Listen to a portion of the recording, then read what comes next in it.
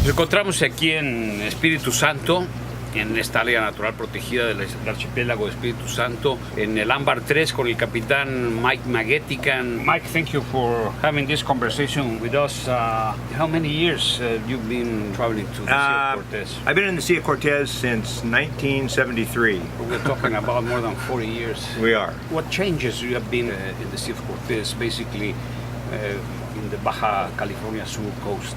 In the last 20 years, probably the biggest changes came in the reef fisheries along this coast between Loreto and Cabo Pumo. 20 years ago, Cabo Pumo decided that they weren't going to allow spearfishing and they were going to protect the area. And in 20 years, the increase in fisheries is unbelievable.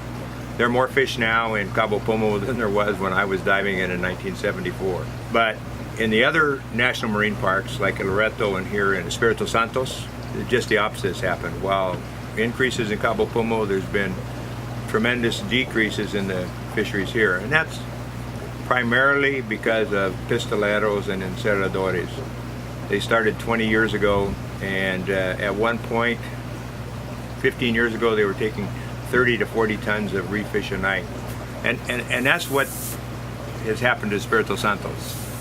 Even after it became a marine park, you saw continuing declines in the fisheries to where 2 years ago there were literally no parrotfish, no pargo dientón, no cabrilla.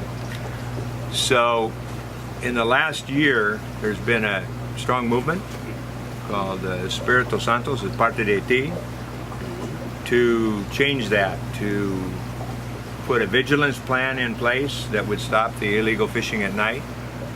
And like you're here today, we're all here to take a look and see after 6 months, is there any changes that have happened? And absolutely, there's no question. So we know that this island is improving because of the vigilance and because of people being aware, people starting to realize that they got the most beautiful island archipelago in all the Sea of Cortez. There's nothing like this.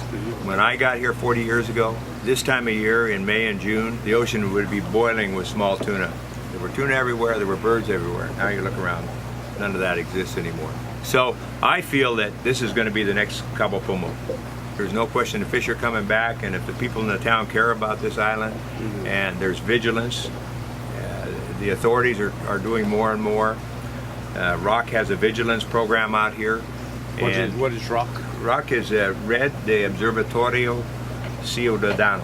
It's a citizen-funded vigilance program that's working extremely well now. And I think in another year you're going to be amazed at what the differences you see in this island. Now, the practice of these pistoleros is forbidden. Nevertheless, they continue doing it because it's very difficult to keep an eye on all these coasts. But what they do with this fish, because also it's prohibited to buy fish with this whole of the No, it's not prohibited to buy the fish at all. It's illegal to catch the fish, but it's not illegal to sell them. It's not illegal to buy them. It's not illegal to eat them. But so really, it's the townspeople. If they care about these reefs, they make a conscious decision on their own to say, listen, I don't need parrotfish. The reefs need the parrotfish more than I do.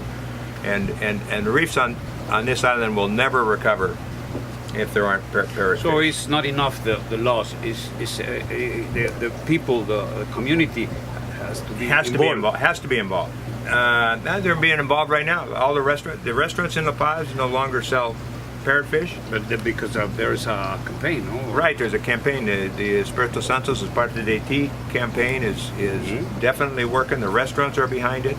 Mega, Chedraui, and Walmart don't sell parrotfish anymore. And you're definitely seeing more parrotfish out here, right?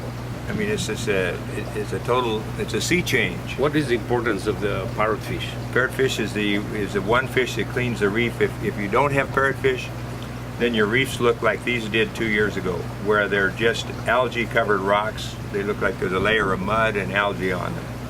And the parrotfish eat that, and when the parrotfish clean off the reefs, the soft corals come back and start to grow. So if you want them back, you're going to have to leave the parrotfish alone. I know there has to be another Cabo Pumo soon, or there's no future at all for the Sea of Cortez. Some of the problems, without a doubt, are the fleet, the commercial fleets for shrimps. From Sinaloa, we took all the fish and they throw it away because they're just looking for shrimps. Trawl nets. Well, what do you think about this? Well, I mean, it's a disaster.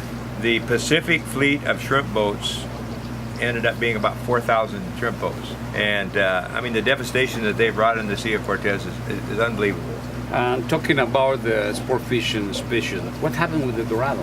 By 1985, 1986, the fleet of small pangas from the mainland, from Guaymas, were coming over here and landing in Guaymas daily 80 to 100 tons of Dorado. And one of the panga longliners told me that they quit by 1988, that there just weren't enough Dorado left. That's a long time ago.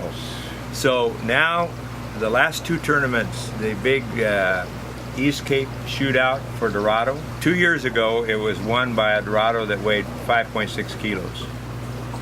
Last year, it was won by a Dorado that weighed 5.2 kilos. 2 years ago, there were 85 boats fishing for 3 days to catch a Dorado no bigger than this for a tournament win.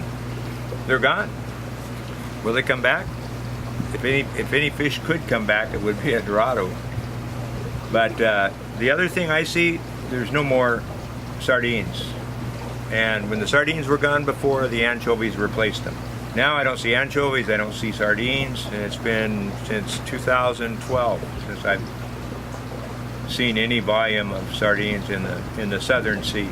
Mike, anything you want to add? Armando, I'm convinced that after our 4-day trip, looking at all the places where we used to hunt cabrilla or fish cabrilla, and every one of them is showing signs of improvement. This is going to be the next success story in the Sea of Cortez. If you can do it here, if you can duplicate Cabo Pumo here in La Paz, then you can replicate it in a marine park in Loreto next. I mean, if you can do it in a big city like La Paz, get the citizens involved, and take care of this amazing island that has 60,000 visitors a year, then the future is bright. Thank you very much, and thank you for having us in the Ambar 3. It's always a pleasure, Armando.